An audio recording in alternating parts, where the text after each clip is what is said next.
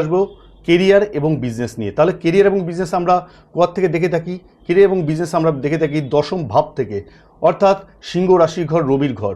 রবি হলো অ্যাচিভমেন্ট, রবি হলো কনফিডেন্স, অর্থাৎ সেই রবির অবস্থান কোথায় রয়েছে?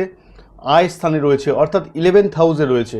তাহলে সেখানে রবি যখন অবস্থান করছে এবং আরেকটি জিনিস লক্ষ্য করা যাচ্ছে দশমভাবে কেতু এবং শুক্রের অবস্থান রয়েছে এবং 17ই অক্টোবর পর্যন্ত এই আয় স্থানে, লাভ স্থানে, ডিজায়ার স্থানে সূর্যের অবস্থান অর্থাৎ রবির অবস্থান থাকবে এবং 17ই অক্টোবরের পর এই 11th হাউস থেকে 12th হাউসে চলে আসবে, অর্থাৎ ব্যয়ভাবে চলে যাবে সূর্য। সেক্ষেত্রে সূর্য নিচস্থ হবে।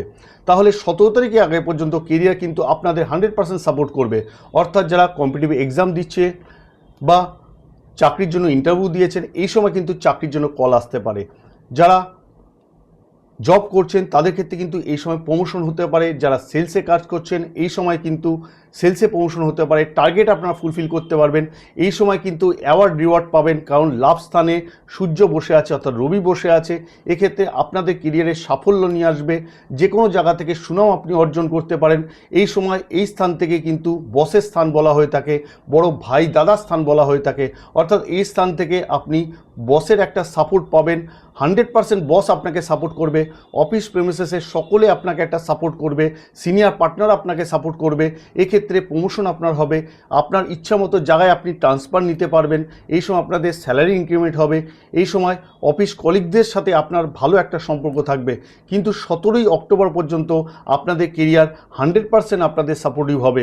কিন্তু 17 তারিখের পর, 17ই অক্টোবরের পর সূর্যের অবস্থান অর্থাৎ রবির অবস্থান 11th হাউস থেকে যখন 12th হাউসে চলে আসবে, সূর্য তখন নিচস্থ হবে।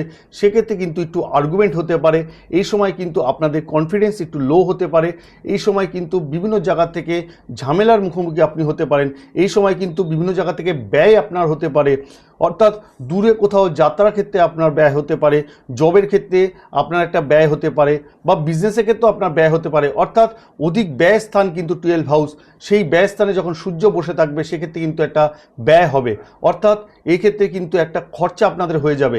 এছাড়াও একটা জিনিস লক্ষ্য করা যায়, সেটা হলো 10th হাউসে শুক্র এবং কেতু বসে আছে এবং সেক্ষেত্রে কেতু আমরা প্রত্যেকেই জানি ডিট্যাচমেন্ট করায়। অর্থাৎ এই সময় 17 তারিখের পর থেকে বা 17 তারিখ আগেও পুরো মাসটাই বিশেষ করে আপনার যত ভালোই সুযোগ পান না কেন কেরিয়ারে, সেক্ষেত্রে কিন্তু কেতু একটু ডিট্যাচমেন্ট করাবে। এই ক্ষেত্রে কিন্তু আপনাদের মনোনিবেশ করতে হবে কাজে, পরিশ্রম কিন্তু আপনাদের করতে হবে।